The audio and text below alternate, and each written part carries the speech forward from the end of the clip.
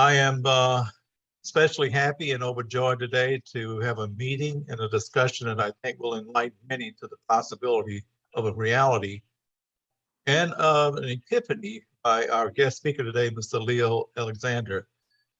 He will talk about reparation.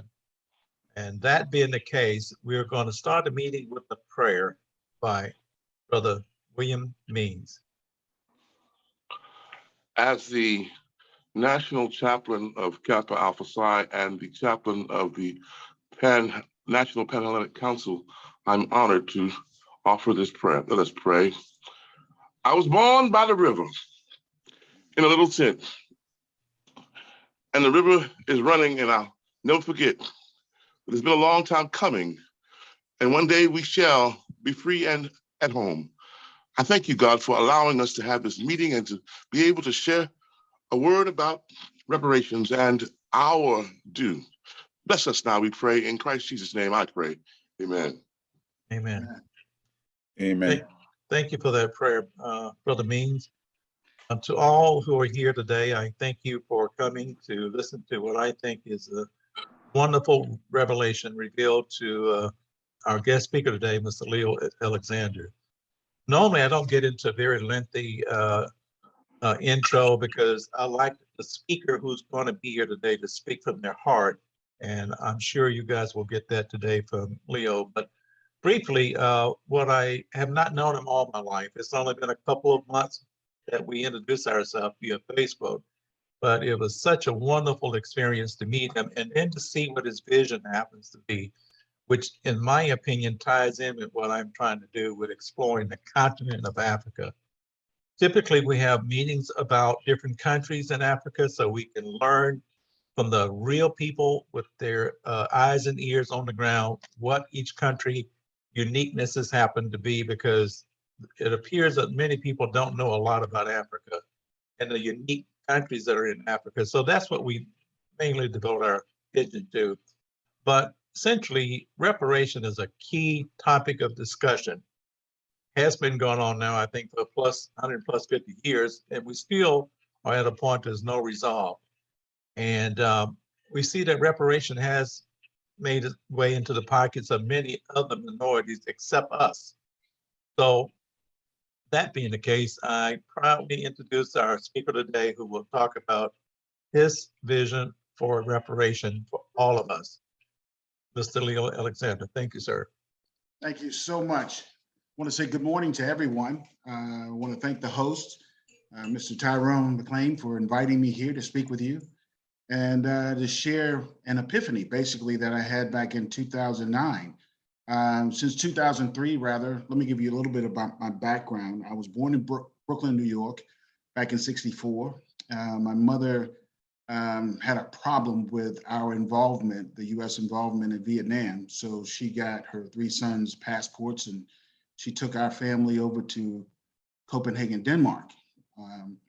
We lived there for 3 years. And then when the U.S. government decided that we were going to get away from the draft, no longer draft U.S. citizens, that's when she decided to return to the United States. So after that, she's originally from Mobile, Alabama. She's a native Mobilian, graduate of the class of 1947 Dunbar High School. So what happened was when we returned to the United States in '72, my older brother, he was already an adult by then, he decided to stay in Copenhagen, Denmark. So we always had a reason to travel because we had to go visit family.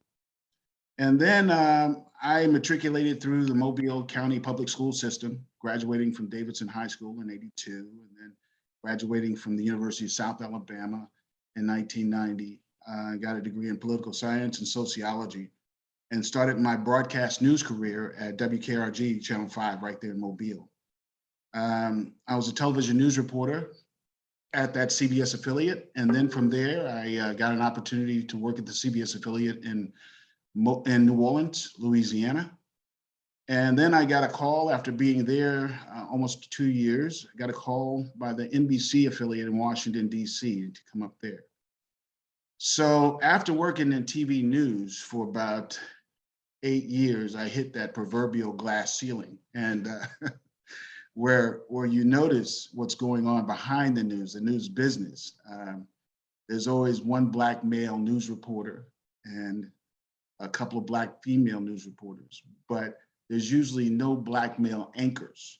And then if they do have a Black male anchor, then there are no Black male reporters. So, but as you look around the newsroom, you see all kinds of white people doing all kinds of great things in the newsroom and getting all kinds of opportunities to buy homes and raise their families on those very generous salaries they would pay us. So those salaries alone and that opportunity would keep a lot of Black people silent about the news business. But from that opportunity, and my contract wasn't renewed after the third year, I was given an opportunity to work within the Marion Barry's administration. He's the mayor of Washington, D.C., late mayor, great man. I'm very proud to say that he was one of my mentors. I would credit him, and he has been credited by many as creating the Black middle class in Washington, D.C. Brilliant brother. And a lot of people don't know this. He was just a couple of credits short of getting a doctorate in chemistry when he left college, Fisk University, to join the movement. And Dr. King thought he would be well suited to head up SNCC in Washington, D.C. So he devoted his life to his people. And I'll be honest with you, when I was a television news reporter in Mobile, Alabama, watching that infamous video of him being in that hotel room with that woman and that crack cocaine pipe, I was thinking, like everybody else, well, that's going to be the end of him. But then when I got down to New Orleans, I was watching the newscast and I saw that he had been reelected as mayor of Washington, D.C. I contacted my agent immediately and said, hey, you got to get me up to DC because that's where it's happening. I got to know this guy, Marion Barry. So that was basically the extent of my tenure in television news and in government. So I worked with his administration for a few years. But in 2003, I got introduced to commodities brokering. And from that experience or that introduction, I started working with companies and countries that were importing and exporting goods all over the world. And in 2009, I had an opportunity to be in the middle of a deal between a company in Thailand that was trying to move rice and countries in East Africa that were trying to import rice. So I had to fly over to Tanzania. And while I was in Tanzania and Zanzibar, I was introduced to all the government leaders pretty much that were involved in natural resources and food, the importing of food and whatnot. And I saw how the business was done on the ground over in Africa. And when I was flying back from Tanzania, that's when this idea hit me. I said, wait a minute. So these countries, it's up to them whether they want to add an import or an export tax on goods that are either leaving the continent of US, not continent of Africa, or coming into the continent of Africa. And that's when I started thinking, I was like, wait a minute, my ancestors were basically a commodity, an unwilling commodity, but they were still a commodity. And I started thinking, now, wait a minute, if my ancestors had been the Rockefeller family and they were abducted or kidnapped and sold into slavery and then brought to this Western world and completely brainwashed of their religion, customs, and their heritage, does that change who they are? Does that no longer make them a Rockefeller? And the question is absolutely not. Their DNA still makes them a Rockefeller. They're entitled to the riches of the Rockefeller family. So then I started thinking about my family and my ancestors. And I said, well, wait a minute.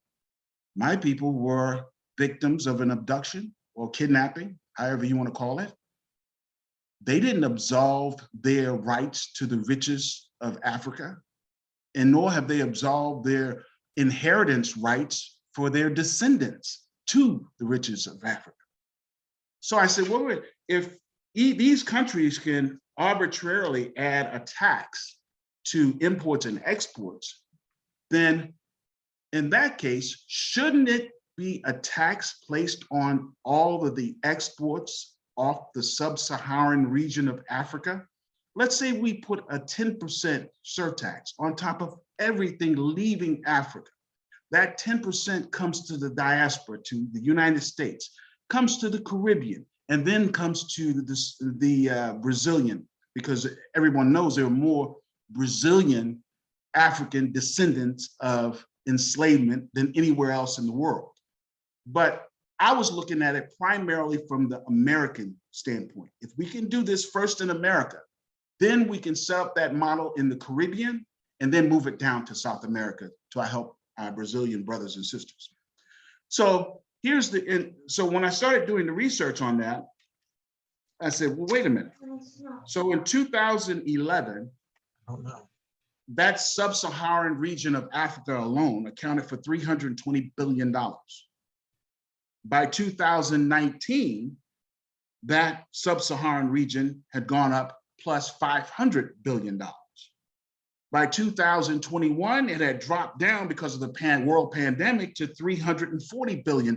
But the point is that if you were to add 10%, let's say you were in the business of exporting oil and a tanker has a cargo of $100 million. Well, you just add, the Nigerians would take their $100 million, but on top of that $100 million would be added 10%, $10 million to each cargo ship of oil. That $10 million would come to the diaspora. So I no longer looked at it as a reparations plan. I started thinking of it as an inheritance plan. This is what's due to the descendants of enslaved Africans throughout the diaspora. We're not asking for something that our descendants, our ancestors aren't entitled to. So when you look at it from the standpoint of inheritance, it completely changes the argument. Because I even took this plan, I'd say back in 2012, I met with 3 African embassies. Cote d'Ivoire, which used to be the Ivory Coast, the Embassy of the Ivory Coast. I took it to the Embassy of Tanzania, and I took it to the Embassy of Nigeria. And they all had the 3 questions, same questions. First of all, who are you? Who do you represent? And why are we just now hearing about this? So that told me, wait a minute, okay, this must be a pretty good idea, because none of them said this wasn't doable. What they wanted to know was who I was and who I represent.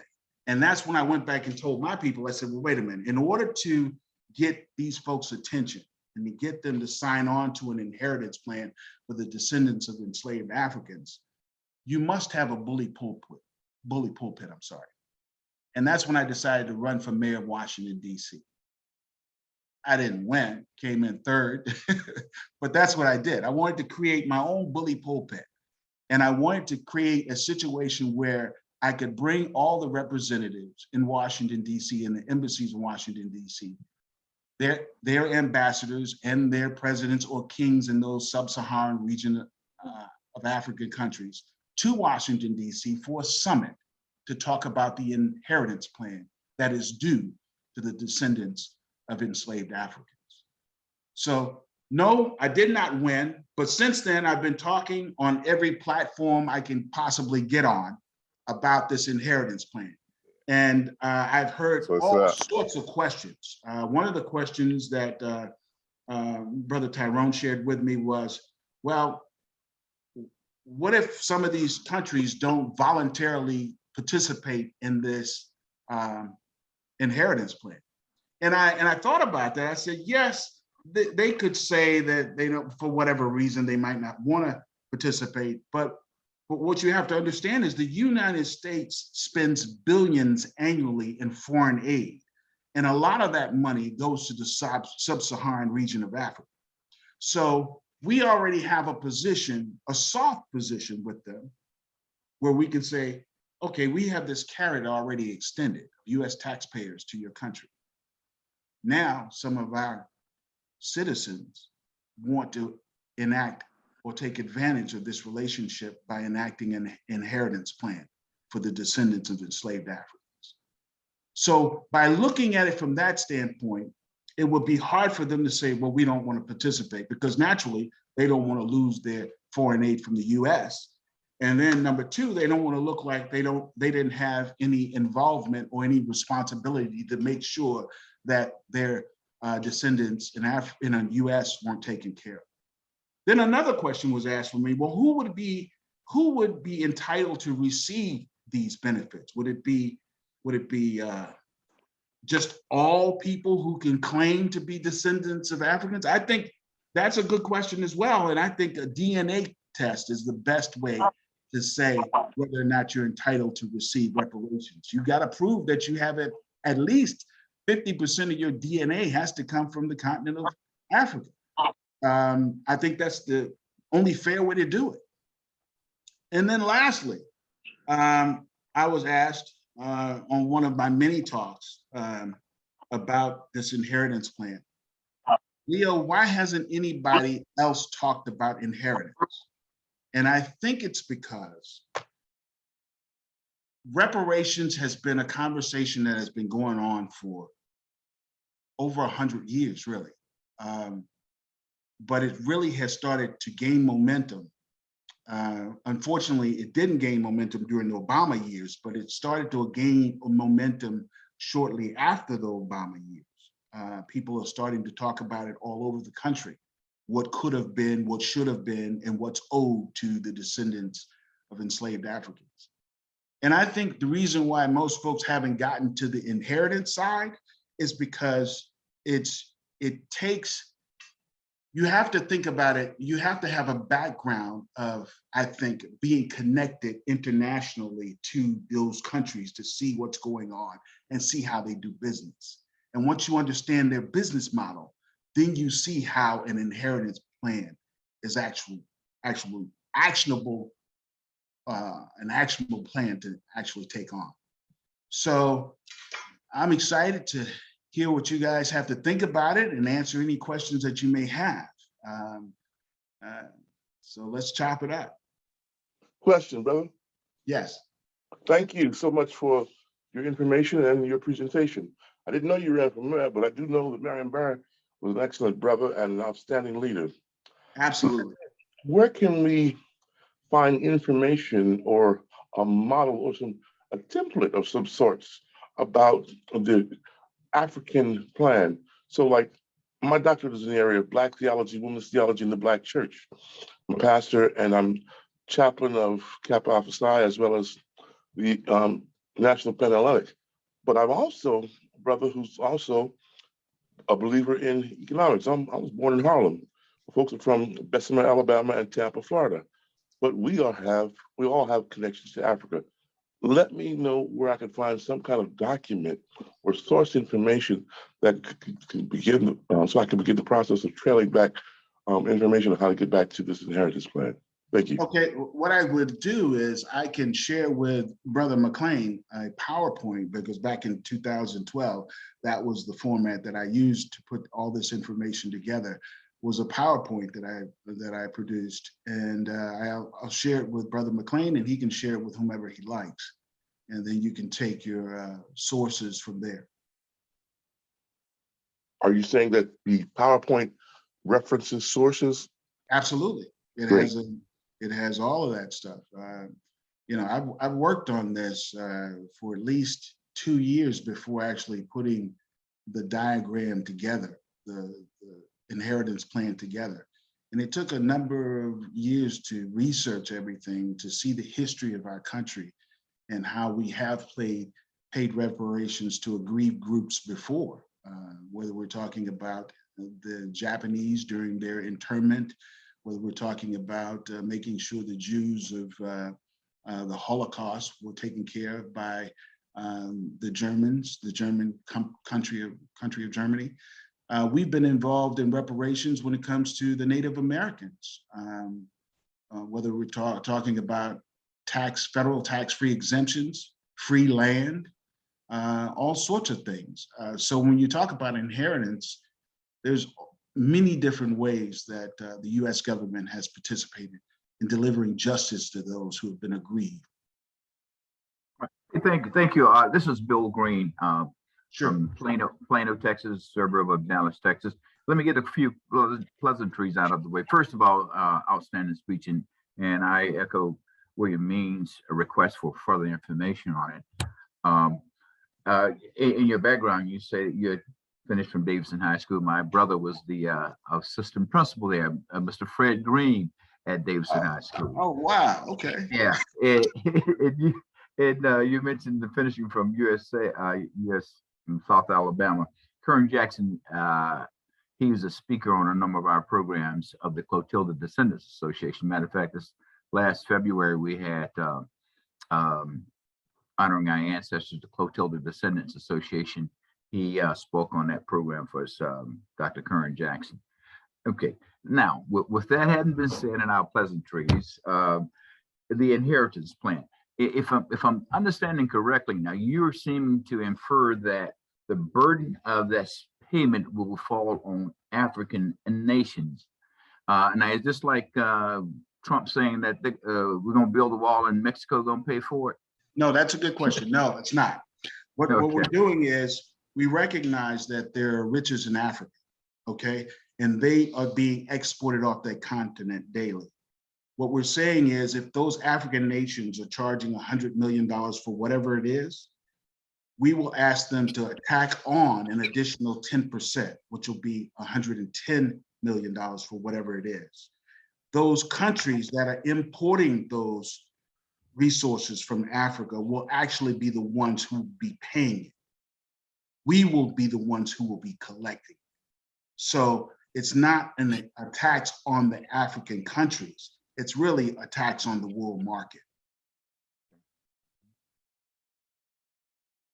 Now, specifically dealing with the United States of America, how Yes. would that play out to descendants of those enslaved Africans in the United States? It will play right. And when those, let's use round numbers. Let's say $100 billion is brought to the US annually. Well, I have identified in the inheritance plan that I'll share with Brother McLean so he can share with you and whomever else would like it.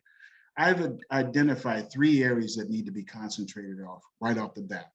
Number 1, we need to make sure that there's funding set aside for entrepreneurs, for job creators in our community. So let's say that they've had a job or a business for the last 5 years, but they'd like to expand that business so they could have a greater impact in the market and hire more African Americans.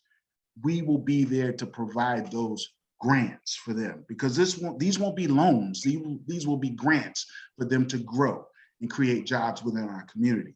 So that's number 1. That's economic development. Number 2 would be education.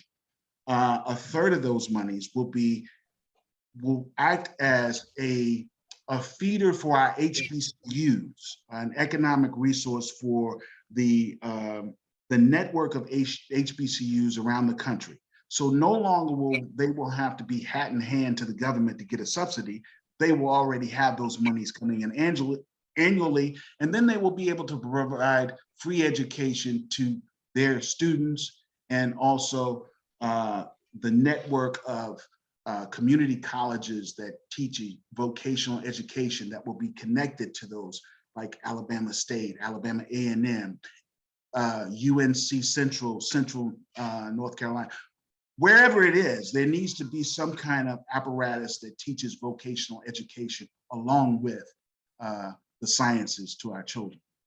But I want that curriculum to be free for all. And the third area is political activism. We need to, right now, the Black community is basically counted on for votes.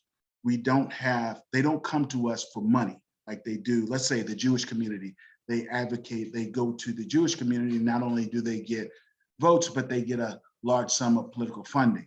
Well, the Black community now will have an advocacy group, a little different from the NAACP, but still an advocacy group that is funded annually from the inheritance plan that will be able to fund political campaigns that have an agenda specifically for the Black community. That's something we've never been able to get, because all we bring to the table is votes. We don't bring any money. We'll have money now. So if you look at economic development, education, and political activism, those are the three areas, because then you can talk about down the road, you can say, okay, now that we've got this inheritance plan in place, we're going to elect officials that will back a reparations plan by the US government, because that debt is still owed. They still owe us. So if, just like the Jewish community uses Israel as the support of Israel as their litmus test for the support of candidates running for office, we will use the support of a reparations plan as our litmus test for candidates who want our support, our votes and our money. Good questions. That was an extraordinary, great answer. I think everybody is probably listening very well, and that's great. But I hope there are questions. And Peter, from your political standpoint, I'm going to have to dive a little bit on you on this, because I see your reflection and your movements there. What are your thoughts or your questions, sir? And Tammy, I'm coming to you next, so get prepared.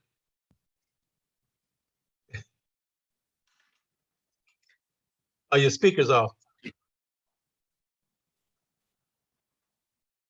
I thought I was the only one who couldn't hear the brother. Yeah, you're on now, Peter. Okay, I'm unmuted. Okay, cool. First, I don't know if it was a YouTube video or because somebody was interviewing you, and then they had somebody a conservative kind of try to cross-examine you to try to discredit what you were saying. I don't remember exactly, but I know that I've heard you in this presentation about the inheritance tax, and I was really fascinated by it then. I'm even more so fascinated because you are absolutely right. Sometimes you got to create your own bully pulpit, and in government, as I have found out when I got exposed to government after being in corporate America for the vast majority of my life, it gives you a platform. It doesn't matter. It gives you a platform to present ideas. Now, somebody had came to me, a gentleman out of Maryland. He came out with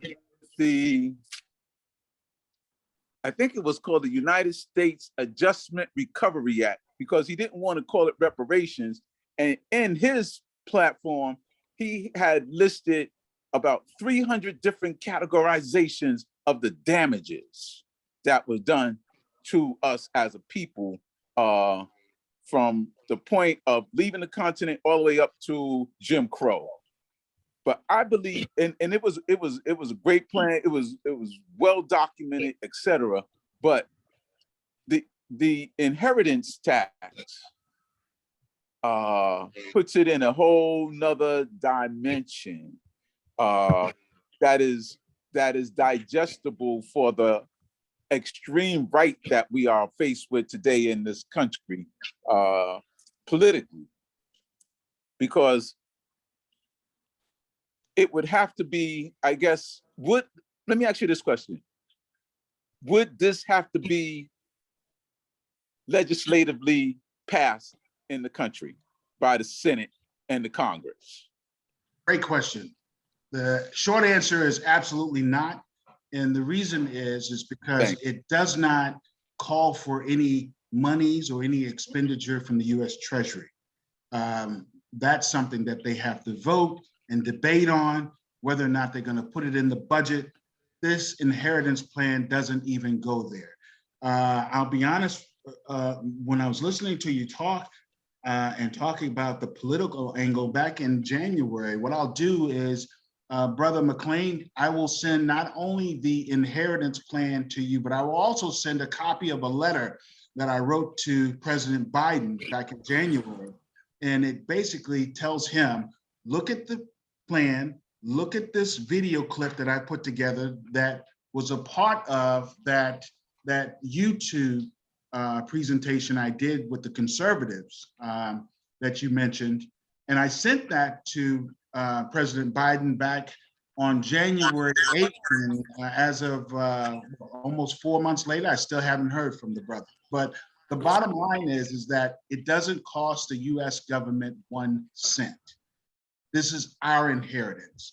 And what he could help us out with is basically make sure our inheritance is tax-free so we can take those monies and use them as we see fit. It would be really a lowbrow move on the US government to tax the descendants of enslaved Africans on monies that were brought here as part of our inheritance. That would be the worst look that the US government could possibly have. So hopefully they will understand that it needs to be tax-free. It has to be tax-free. Have you gotten any feedback from Biden? Because I was part of the Democratic Party for like 40 years, and then I divorced them to the unfortunate demise and the deterioration of the Republican Party under the Trump administration, and now this is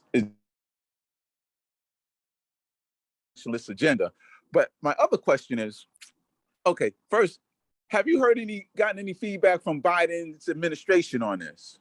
None at all. After I mailed the letter to them in January, I haven't heard from anyone, not even their Undersecretary of African Affairs, the State Department, not even their Office of Public Engagement. No one has responded to the letter or the YouTube debate and presentation and debate that I had that you witnessed, that you saw. Yeah, and it was an excellent debate too. You stood your ground firm, my brother. I tell you, never knew that I was going to have the opportunity to meet you. Now, let me tell you, if I would have had that inheritance tax concept with me while I was running for 2020, I don't know what the outcome would have been, but I definitely would have had all of the black votes. And Biden probably would have lost, but I had other ulterior plans to deal with every segment of the population.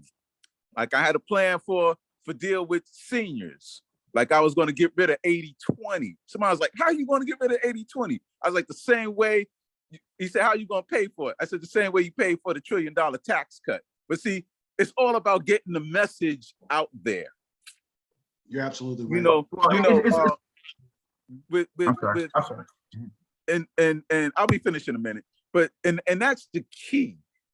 We need to take this inheritance tax concept and market it and promote it. Like I heard a gentleman who I guess it was the one who did the opening prayer. All these entities that he is connected to, that and the church and being a chaplain, man, that is the key to having someone who's already plugged into that. Because see, the churches, whether we want to, whatever we think about churches today, they are still the one entity that can take a concept and bring it to the forefront and present it and make it something that the political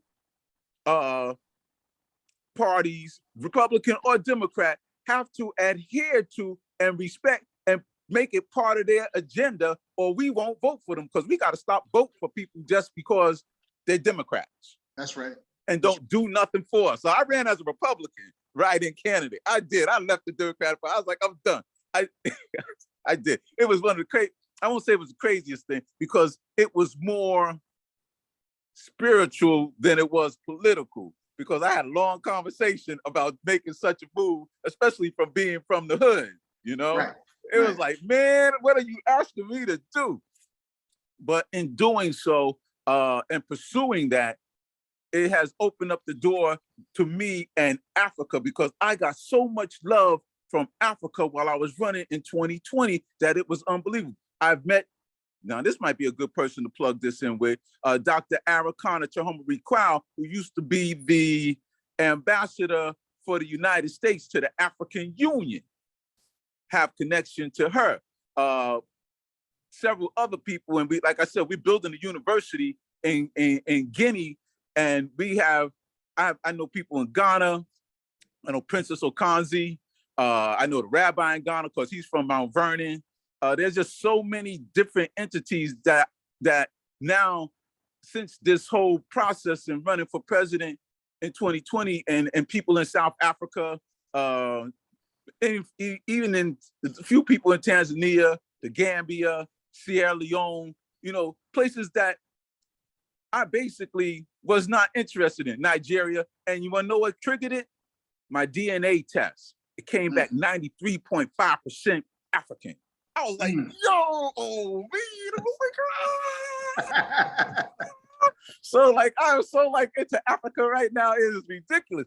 But that is a great concept. We need to present it and have the gentleman who opened up the prayer, who's the chaplain, share this with his constituencies. I'm quite sure, and at some point, you know, whatever you think about our good friend Al Sharpton, because he has that network, the National Action Black Network, and because he's plugged in at MSNBC, that is also a tool that we can plug into to say, look, listen to this concept. Because and this is the same thing that drove the gentleman that I was working with, Mr. Cheeks, for this United States Adjustment Recovery Act. He didn't want to call it reparations, and he basically debated to try to get it on the ballot in Washington, D.C., but they said it was a tax, and it wasn't a tax. It wasn't a tax, and it wasn't going to cost the government anything, but they still shot it down. And so he approached me to see if I would be interested in sharing it, but people really couldn't understand it. An inheritance tax, I think it would be easy to sell. Thank you. Easy to sell. And I'm almost tempted to run in 2024 promoting the inheritance tax. Because well, I'm going to make sure you have a copy of the plan. Oh, yeah. And I'm going to make sure you get a copy of the letter as well. I'll get it to Brother Tyrone. And absolutely. He will share. But I want to get connected to you so we could talk, man, because running for mayor in Washington, D.C., that is awesome. That is awesome. You know, sometimes it's not about winning. It's just about doing it. That's right. And it gives you a platform to share something that's different than what everybody else is promoting. And the fact that you have not heard from Biden and nobody in his cabinet just goes to show you that they are not really interested in doing anything. They still, what is it called? Reparations. Oh man, what's the number that they got associated with? I forgot what it is. But anyway, it's not going anywhere. No. It's not going anywhere. This, they cannot, like the conservative was trying to punch holes in it in your argument. It ain't got nothing to do with taxes. And you know, from the Republican side, from the right side, if it's going to cost them money, especially to give to us, they're going to fight it tooth and nail. And just one other note, like when I was in corporate, I was involved with the Texaco racial discrimination lawsuit. All right. Okay. And let me tell you something. After the settlement, they figured out every which way to tax it before they gave it to us, and even after they taxed it. And so making sure that they don't tax this is imperative. That's right.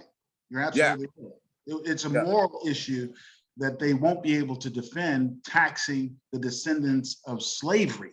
Yes. For an inheritance that the US government didn't have a damn thing to do with. Exactly. You know, we might want to consider once we secure this, doing an exodus, man. It's like, yo, you know what? Let's just, like your mom did, just took you and just left out of this. Yo, we might want to leave this joint for a minute, and we'll have plenty of money, just like when they left Egypt. That's right.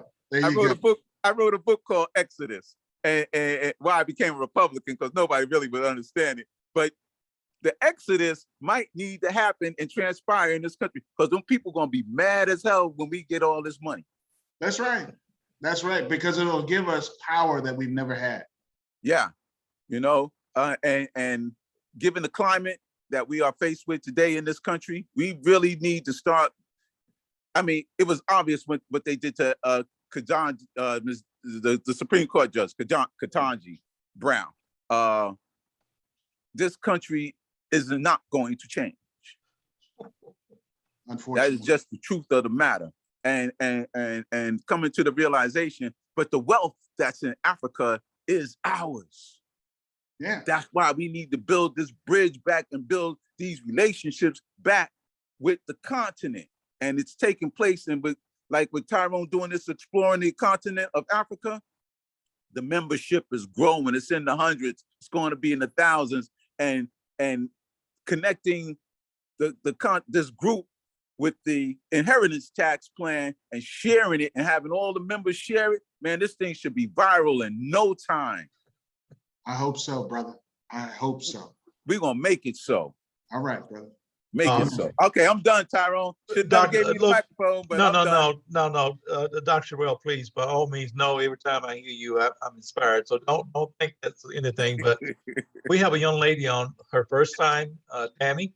We talked a few times, and I want you to kind of chime in, Tammy. You and I have had, again, some very lengthy discussion. She's in the business climate, and she also has a corporate background. So what are your thoughts, Tammy, and also your question that you would like to direct Mr. Alexander?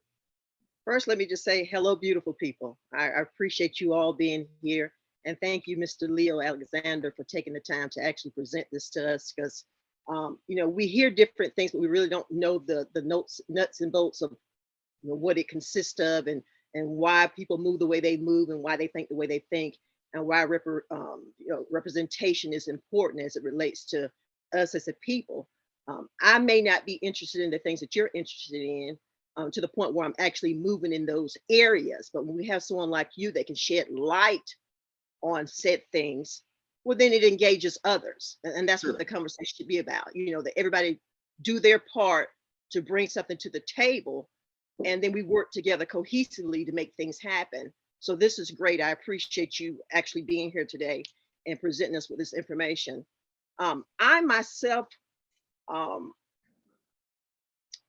haven't actively worked in this area, but I'm interested in it. Sure. I'm interested in, what's due to us, 40 acres and a mule, our inheritance as a whole, as African Americans. So I'm glad to be here today in order to hear this information. But what I want to piggyback on is what Dr. Sherrill said, because my question was, well, if we get the conversation going, we get people engaged. Sure. How is the government going to push this along, or even have a say in it? But you just answered that question.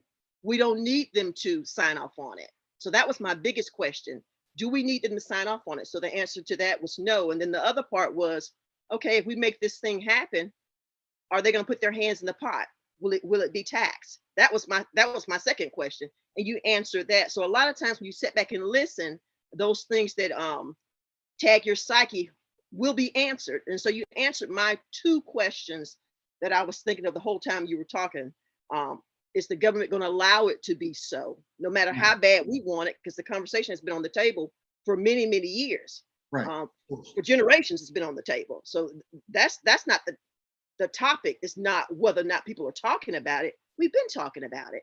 Mm-hmm. So my concern was, what makes this different? And if we are able to make it happen, how is the government, or does the government even have a say? Like I said, that was answered. And then if it does go through, are they going to put their hands in the pot? And that was answered. So my two questions have been addressed.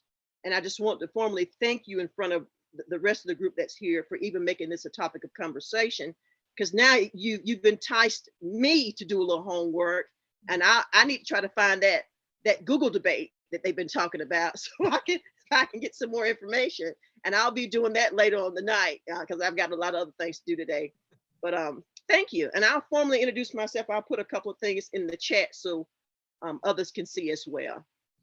Okay, Sister Tammy, thank you very much for joining us today, and your very kind words. I will say this, though. It would be very easy for us to implement this plan if President Biden were to say, this is what I'd like to use as a part of his agenda by bringing the U.S. State Department and the Undersecretary of African Affairs together with me and a couple other folks and seeing the presentation themselves, and then calling a summit in Washington, D.C. of all these African sub-Saharan leaders of the African nations to Washington, D.C. for this Inheritance Plan Summit. It would be easy to implement because once they understand it doesn't cost them 10%, it costs the world market 10%, it's totally different. Mhm. Because as far as I'm concerned, the world market benefited from the enslavement of our ancestors. So Oh, yeah. why shouldn't they pay? Absolutely. The And they whole world. continue to benefit. They're still That's- benefiting. That's right. Yeah. That's right. So I have one question, real quick question, sir. Let's just kind of fast forward real quick. So say this all comes together. It's agreed upon. Well, we'll skip the Biden part, but anyway, it's agreed upon. And now the excise tax for importing, exporting out of Africa, where does that money go to? What kind of funding system is that going to be held in for distribution of this money? there is a nonprofit in Washington, D.C. called the Harvest Institute. It's headed up by a gentleman by the name of Dr. Claude Anderson. I've got a great deal of respect for this man. He's been in the weeds, beating the drums on what's owed to Black Americans since the 70s. But the reason why I mentioned the Harvest Institute, and there's another side to this, is because I wouldn't trust these monies to the NAACP. Because if you know anything about the NAACP and their mission statement, they were a fine organization that we should have been very proud of up until the 80s. But something happened. I don't know what happened. I can't point fingers, but something happened in the 80s, early 90s, where their mission statement was changed from being advocates of the colored people to advocates for all people of color. Once that changed, we lost the advocates for Black America, because now they're out there talking about illegal immigration and rights of Asian Pacific people, and they've spread out. And I don't know what happened. I'll be honest, but I don't trust them like I do the Harvest Institute. Now, to answer your question more specifically about what's going to happen to these monies, where would they go? There is a network right now of roughly about 32 some odd banks that are Black owned in America. So a part of that plan that I put together that needs to be really fleshed out a little more will also basically identify those Black owned banks and set up an annual audit to show how they are using those funds within the Black community. I don't know if you know this, but when I was in television news back in the late 90s, early 2000s, there was a statistic that I found very interesting. It said that 80% of the Black community live in 20 cities in the US. 80%. So if you were to say that's a overwhelming number of Black folks in 20 cities. So if there's a Black-owned bank in those 20 cities, then that bank would receive enough support, financial support from this plan to where they're able to implement this economic development with all of those Black businesses that are part of their bank and provide these grants. And then we do an audit of those banks every year to see how they're doing with that money, because I believe personally that audits keep good people honest. So I would want to make sure that the audit mechanism is happening on an annual basis to make sure those monies are going into the hands of the businesses and not somebody out the back door. So to speak. Okay, so let me ask you this. Yeah. If the monies are going to be distributed to the banks, are we going to do anything collectively for those individuals who have basically bore the brunt of this racist society that we have been subjected to, and the Jim Crow laws and racial discrimination that still exists today, to the extent even maybe more so now than ever before. So is there going to be like a distribution to individuals who meet the criteria of 50% African descent? As I mentioned earlier, there are 3 areas that I want to concentrate in: business development, education, political activism. But there was a sweetener that I didn't talk about, is that all African Americans born before the signing of the Civil Rights Act in July of 1964 would receive a stipend, a monthly stipend of $2,500. That's the sweetener for Black folks born before the signing of the Civil Rights Act. So they were born into second-class citizenship. So therefore, there should be some monies that they receive on a monthly or quarterly basis. That's the sweetener that needs to be fleshed out more. But yes, I have not forgotten about everyone, that group specifically. Okay. I think it should be more than 2,500, but we'll talk for sure. Well, because yeah, because the bottom line, the money, the bottom line, the money definitely has to be accounted for, and we want to make sure all of the folks that can show at least 50% of their DNA from the sub-Saharan region of Africa, and also born before the signing of the Civil Rights Act, which is very important. They should receive a stipend of some level, whether it's 2,500 to 5,000. That's debatable. Okay, we have other people in our meeting today. Dr. Cook and Rita, and Ellis has unfortunately left us. So I want to make sure everybody, if you have questions or just comments, would be appreciative. So Dr. Cook, you on the floor. My question has been answered. Mr. Sherrill hit on a lot of the hot topics, and they have been answered. Thank you. Thank you. Wonderful. How about any thoughts? I'd like to hear thoughts, whether or not, what do you think about the inheritance plan? Even if you don't have a question per se, what are your thoughts? This is Bill Green once again. It's another arrow in the quiver. You know, it may not be the answer, but it's maybe adding to the different different bullets in your chamber for firing at them for getting the reparation. I'm not saying it's the end all be all. No. It could be part of that answer to that.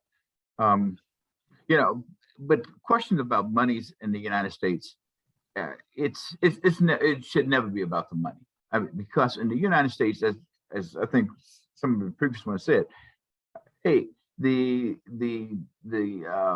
stimulus checks prove that, hey, money was no issue. When you give out $2 trillion just like that at the drop of a hat, exactly. Money is never the issue when it comes to reparation. As well as if it's not in the form of actual monies to a person, tax credits to African Americans can be dealt out just as effectively as money in hand. Every taxpayer, every African American taxpayer should receive some credit for the fact that they are descendants of this and parties to this racist society that they have to put up with. So there's numerous ways, I shouldn't say numerous ways, but there are different ways to approach reparations, inheritance, payback, reimbursement, whatever term can be affixed to it, but some compensation for the ills that have been leveled on African Americans in this country. Absolutely. Thank you. Rita, do you have any questions? You've been on the meeting.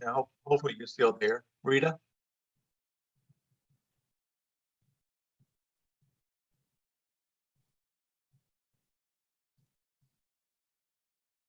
If you're trying to speak, your mic is muted.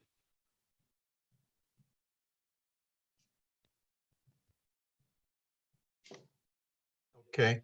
Brother Means, any questions on your behalf, sir, or any follow-up comment?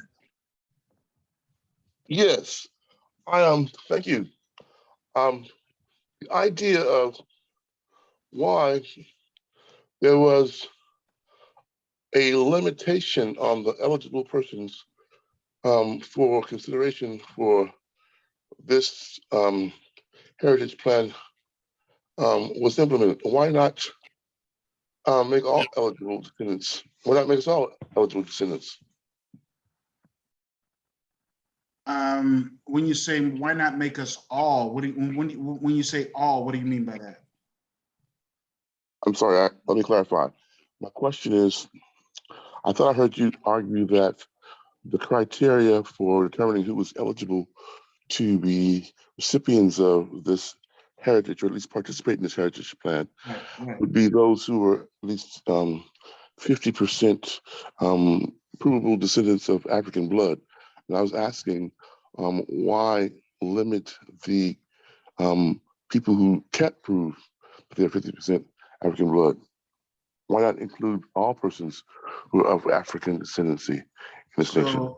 Okay, so you would say that, first of all, there's not an infinite number of resources that would be coming to the inheritance plan. There's only a finite number of resources. So given the fact that there's only so much in the pot, you cannot open the door to anybody and everybody who says that they've got African blood. Because if you remember the history of the US, there were white people who claimed to have Native American blood. All they had to do was pay $5 and get a certificate and take advantage of the set-asides for Native Americans. They called them $5 Indians. So I don't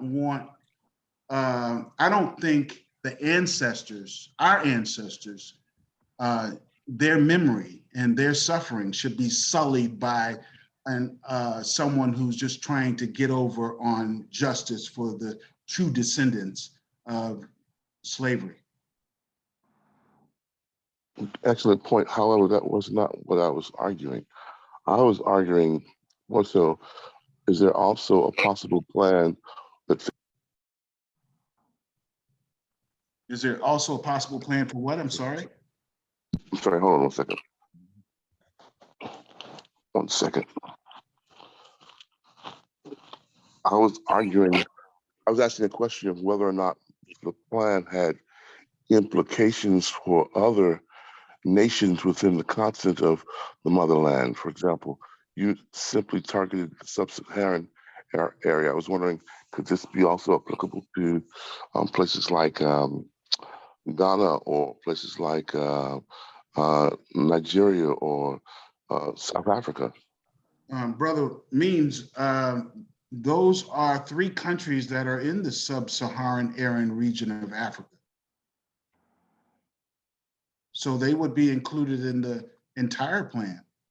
We're talking about roughly 56 countries, 54 to 56 countries, and they are all in the sub-Saharan region of Africa. And the reason why primarily I identified the sub-Saharan region of Africa is that's where most 90-some-odd% of us can actually, if we did our DNA, that's where we come from, the sub-Saharan region of Africa. So those countries of Ghana, South Africa, Nigeria, and see, what we're not doing is talking about the Arab African region, which is north of the Saharan desert. We're talking about the sub-Saharan, the southern part of the African continent, where our ancestors came from. So I hope I'm answering your question. I'm not fully understanding when you mean all, but that's the region that we're identifying because that's where our ancestors came from. Well, would not Caucasians from those areas have the same DNA? All right, okay. Caucasians. So you're talking about Charlize Theron, the actress who came over here from South America. Would she be able to qualify? Absolutely not. She's white. But if you did a DNA test, DNA can Yeah, distinguish but between I understand. Caucasian. I totally understand that. But she has never been, just because you were, okay, in that specific incidents, you have Dutch who have migrated to South Africa. And so because of their migration to South Africa, they would be technically, if they moved to America, they would be qualified because they are descendants of African, but they are not descendants of enslaved Africans. That's the key. Those white folks won't be entitled because their ancestors weren't enslaved. Right. Okay. I submit my DNA test and I come back, and so what? I guess what screening? Well, first of all, I can look at you and tell that you got over 50%. You can look at me and tell I've got over 50%. Everybody on this conference call, you can look at and see that you're African. Your descendants are African. It's only those folks who show up and don't look like descendants of enslaved Africans. They would have to be able to prove it, and they would prove it with the DNA test. Well, you know, everything now is submitted over the internet. You very seldom see people face to face. Qualification for the stimulus thing, they never saw me face to face. And that's why there's so much fraud involved in those qualifications. So in our case, everything is going to have to be face to face. Everything will have to go through. Everything should have to go through a clearinghouse. We're talking about billions of dollars annually. I don't think that setting up a mechanism is going to be that difficult to do. Even if you say 80% of the Black community lives in 20 cities, then you have 20 locations around the country where you can go to and apply for this aid. 20 locations. It's not going to be that hard. Leo, I think your plan is extraordinary, and I congratulate you on making all of us aware of your brilliant mind. And we need to move this in some direction that it escalate itself beyond just this conversation. But I do have one question for you. Sure. We know this to be true, the one drop rule. What is that? How has it impacted the lives of people for whatever reason? And you said you can look at Bill Green and know he's from Africa. If you look at me, would you make that assumption? Would you know that I have 29% Nigerian DNA? On the contrary, I don't think you could, but that argument about the 1%, nobody created that purposely, but those who have been victimized through the same torment of discrimination have felt the brunt of that, because there was a 1% that they looked at and said, well, you know, you got the white skin, you got the hair that's reflective European, but you got 1% Black blood, so we're going to still treat you the same way. How do you address that sensitive issue? That's pretty sensitive, if you don't mind me saying.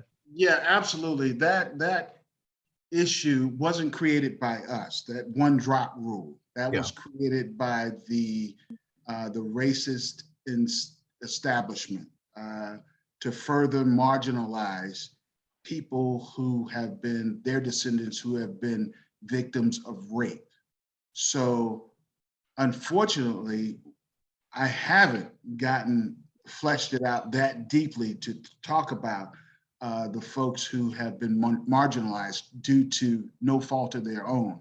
So that is something that a group of smart people are going to have to figure out. I'd like to be in that room and try to figure it out, because I don't have all the answers. All I'm saying is that this is a plan that's an actionable plan to deliver justice to the descendants of enslaved Africans. Now, if we're going to cut it all the way down and try to piecemeal it all the way down to how do we deal with the unjust descendants of rape and making sure that they are delivered some form of justice through this plan, I'm open to that. I'm very much open to that. I'll be honest with you, Brother Tyrone. It's always difficult for me to hear conversations about the descendants of Sally Hemings on the Thomas Jefferson, I guess, plantation or whatever they call it over there in Monticello, Virginia. it's very difficult for me to hear those conversations because, first of all, yes, a crime happened, but for some reason, Hollywood has wanted to romanticize the relationship between slave owner and slave. And that was not a romance, that she was a victim of a crime. So we have to be very sensitive to her descendants and how they are recognized and how they are taken care of. So I'm open to all that. I unfortunately don't have that plan put together yet. So we at some point we're going to have to deal with that. But right now, we're going to deal with this inheritance plan. Beautiful. Guys, I don't want to run the recording very long, which I have in the past, and that's not effective. But what I'm going to ask is that Brother Means, you give us a closing prayer, and then we will stop the recording, but we will continue the conversation beyond this, because I think this is very important conversation. It is the start of many things. You are a brilliant mind, as I stated in my intro to those in Florida continent of Africa, and one of the brilliant minds of our centuries, and I appreciate that. So Brother Means, if you don't mind, sir, if you will say a closing prayer, and we will close the recording, but we will keep the Zoom meeting so we can continue our discussion. Thank you. Absolutely. God, we thank you that the start of this discussion on the exploration of the critical race theory has opened up the threshold to explore ways in which we can now look at ways in which we could benefit from our search and re-evaluation and rethink the way in which we could be clear about our ancestry. We thank you for this brother and his presentation. We ask your blessings upon each one of us, and that we might continue to broaden our understanding about our heritage and our connection to Al-Kabulon. Thank you. In Jesus' name I pray. Amen. Amen. With that, we'll close the meeting, but just the recording. Al-Kabulon. But please stay on, everybody else.